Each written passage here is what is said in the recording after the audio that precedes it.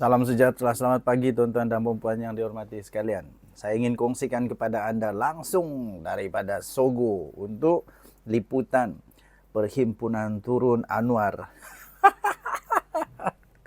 Saya rasa lucu betul. Oke, sebelum saya teruskan liputan secara langsung ini, saya terus ingin kongsikan satu produk nama dia Transfactor daripada For Life Research. Boleh meningkatkan imun badan sehingga 437%. Apapun sakit di dunia ini, memerlukan imun badan yang kuat. Okey, memerlukan imun badan yang kuat. Ini Transfactor sudah dikaji oleh saintis, boleh meningkatkan imun badan sehingga 437% kekuatan imun badan. Okey, bagi anda yang sudah lama bertarung dengan penyakit kerana imun badan yang lemah, Transfactor meningkatkan imun badan. Okey, baik.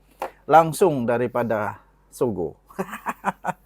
Malunya Hamzah Zainuddin. Dianggarkan 1 juta orang bakar berkumpul. Tapi sekarang sudah pukul 12.51. Baru 1,000 orang. Baru lebih 1,000 orang yang berhimpun. Dekat mana yang sejutanya saya pun tak tahulah. Ya, pemimpin PAS berkata mereka diadakan membuka semula pentas yang telah didirikan di dataran Merdeka. Diarahkan buka. Okey, memang luculah dorang ni. Saya pun tidak pasti kenapa, macam mana dorang boleh kata akan ada 1 juta. Ni Hamzah Zainuddin hebat betul. Tapi polis menjangkakan kehadiran peserta kemungkinan boleh mencecah sehingga 10,000 hingga 15,000. Tapi Ketua Pembangkang Hamzah Zainuddin kata 1 juta orang akan menyertai perhimpunan itu. 1 juta pelotak mana, entah, saya pun tidak tahu dari mana nombor 1 juta ni. Saya pun tidak pasti kenapa tiba-tiba beli 1 juta. Tapi setakat ini 1,000 orang mengganggu orang hidup sajalah. Orang mau bercuti dengan keluarga, orang mau jalan-jalan dengan keluarga. Aduh.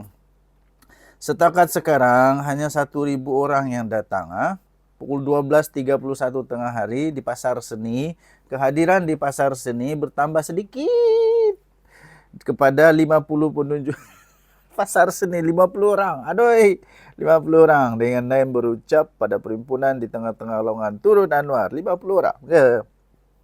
Para hadirin juga dimaklumkan bahawa bekas ahli PKR Tian Chua juga akan hadir dan berarak ke dataran Merdeka pada pukul 2 petang. Baru dijangka.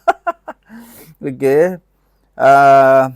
Kita harap-harap mimpi mereka ini jadi kenyataan. Tapi 1 juta orang langsung tak masuk akal.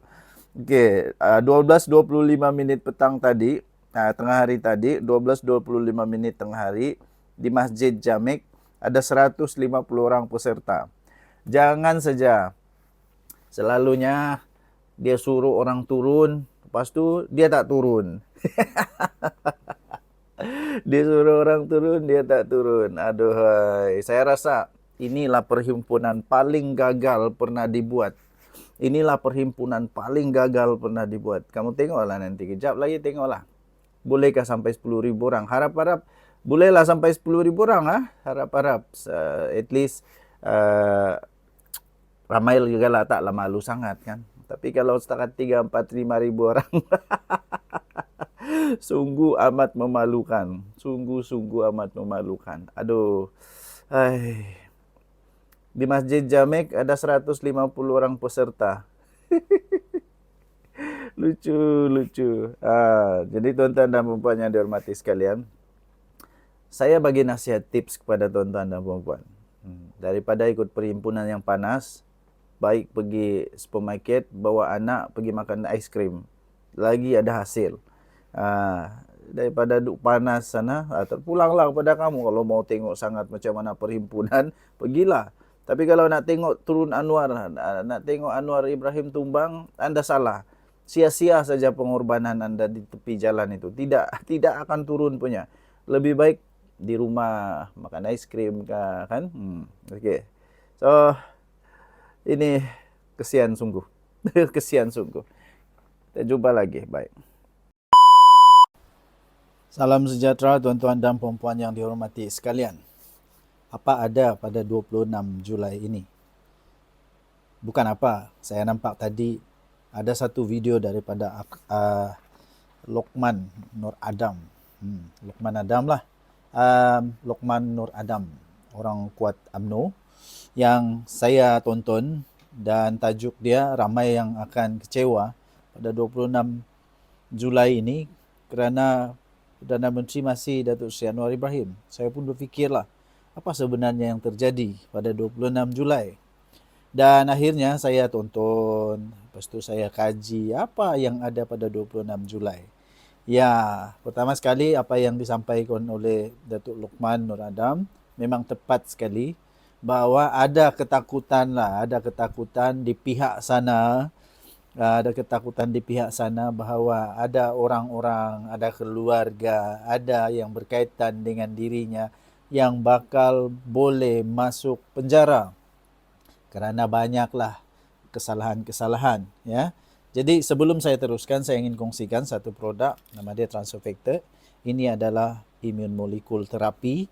Banyak sebenarnya daripada For Life Research punya produk. Ini produk saintis, dibuktikan oleh saintis boleh meningkatkan imun badan sehingga 437% imun badan. Ini buku saintis, dan juga telah dibuat kajian selama lebih 80 tahun. Ada kajian ni tebal sangat kajian dia. Kemudian justru termasuk di dalam buku rujukan para doktor di serata dunia. Jadi boleh meningkatkan imun badan bagi anda semua yang ada sakit. Sakit apa sekalipun lah. Yang disebabkan oleh imun badan yang rendah atau terlalu tinggi atau imun badan yang bodoh, tak bijak lagi. Anda memerlukan imun badan yang terbaik, iaitu yang kuat, yang bijak. Okey, jadi Transofactor boleh meningkatkan imun badan. Okey, Transofactor boleh meningkatkan imun badan. Ini adalah immune molecule terapi. Okey, bagi anda yang berikhtiar, bolehlah cuba. Okey, kita teruskan. Memang rupa-rupanya ramai orang yang sedang menantikan terjatuhnya Perdana Menteri Datuk Seri Anwar Ibrahim. Tetapi tuan-tuan dan puan-puan, saya mulai kaji apa ada pada 26 Julai ini. Rupanya saya mendapati pada 26 Julai ini adalah ada pastinya sesi parlimen lah. Apalagi kalau bukan sesi parlimen. Dan waktu itu Datuk Seri Anwar Ibrahim akan berada di parlimen. Jadi Datuk Seri Anwar Ibrahim sedar bahawa ramai puak, ramai orang yang sedang berusaha untuk nak rampas kuasa, nak naik semula dengan pelbagai motif lah. Ada yang mungkin takut kena dan sebagainya. Muhyiddin Yassin pun sekarang ada masalah dengan mahkamah juga. Dia ada masalah dengan mahkamah. Lepas tu anak Hamzah Zain, ramai lagi lah. Ramai yang ada masalah dengan mahkamah.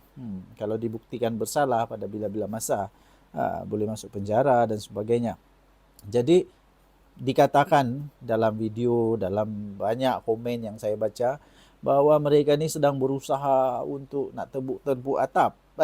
Tapi Datuk Seri Anwar Ibrahim kata dengan penuh keyakinan, Datuk Seri Anwar Ibrahim malah dengan penuh keyakinan berkata bahawa tidak ada cara tebuk atap yang boleh menyebabkan dia tumbang. Tapi ada banyak cara secara legal, secara perundangan, perlembagaan negara Malaysia untuk menjatuhkan, menggulingkan Datuk Seri Anwar Ibrahim. Salah satunya adalah undi tidak percaya. Jadi, beliau dengan penuh keyakinan mencabar. Kalau betul berani, kalau betul kata kamu boleh rampas kerajaan pada hari ini, buatlah usul undi tak percaya di parlimen. Itu ikut undang-undang, tak ada masalah. Tak ada siapa pun yang menghalang kalau betul-betul mau buat undi tidak percaya. Masalahnya ialah ramai orang yang lupa atau buat-buat lupa bahawa Datuk Seri Anwar Ibrahim ada 156 sokongan sekarang di Dewan Rakyat. Jadi untuk mau tumbangkan dia bukan mudah. Untuk Datuk Seri Anwar Ibrahim jadi Perdana Menteri, dia hanya perlukan 113 sahaja. 112 atau 113 dia pasti boleh jadi Perdana Menteri. Jadi selagi UMNO menyokong dia, selagi ada banyak lagi calon-calon bebas atau MP-MP bebas yang menyokong dia, tidak ada cara lain. Jadi kerana keyakinan Datuk Seri Anwar Ibrahim, saya pun yakin bahwa dia tidak akan tumbang lah. Walaupun ada usaha untuk membuat usul undi tidak percaya dan sebagainya, Datuk Seri Anwar Ibrahim tidak akan tumbang begitu mudah. Dan dengan keyakinan beliau, saya pun yakin bahwa dia tidak tumbang lah.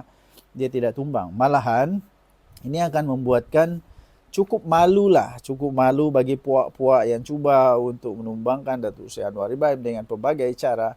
Mereka semakin buntu, tak ada cara. Nah, jadi banyaklah macam diorang buat ceramah itu ini, buat himpunan itu ini.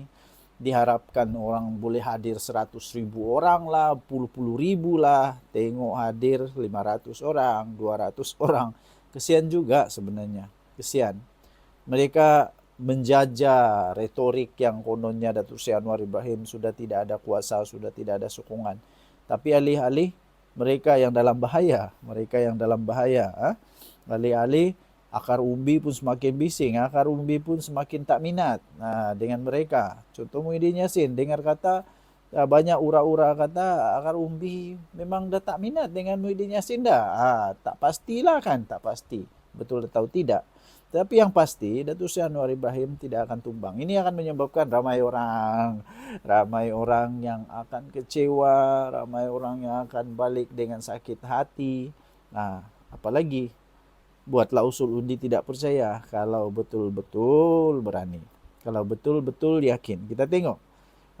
Atau adakah ini akan menyingkap kemaluan. Malu.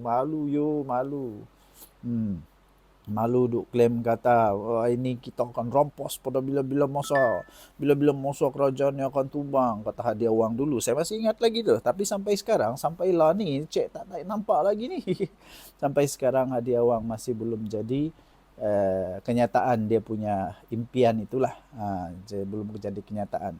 Malahan kalau kita tanya sekarang pun dalam Perikatan Nasional siapa nak jadi Perdana Menteri, mereka pun bingung. Kata Muhyiddin Yassin, tapi PAS tak setuju. Kata Dr. Sam, tapi Bersatu tidak setuju. Jadi siapa? Kalau calon pun tiada, tuan-tuan dan puan-puan, macam mana mau jadi kerajaan? At least bagilah calon satu orang. Pertama, kedua, mereka kata ada masalah ini, masalah itu, rakyat ini. Ya, kalau betul-betul kamu terror, at least bagilah satu berjalan penyelesaian. Bukan hanya cerita retorik saja. Okey. So, tuan-tuan dan puan yang dihormati sekalian, begitulah saya fikir ramai orang yang akan kecewa pada 26 Julai ini. Datuk Seri Anwar Ibrahim, Perdana Menteri kita, tak tumbang-tumbang, malah semakin kuat. Tahniah diucapkan pada Datuk Seri Anwar Ibrahim. Okay? So, apapun, kita harap negara Malaysia terus aman damai. Saya akan terus memberi ulasan-ulasan yang tidak berat sebelah. Kalau patut dikritik, kita kritik betul. Okey, kita jumpa lagi. Bye.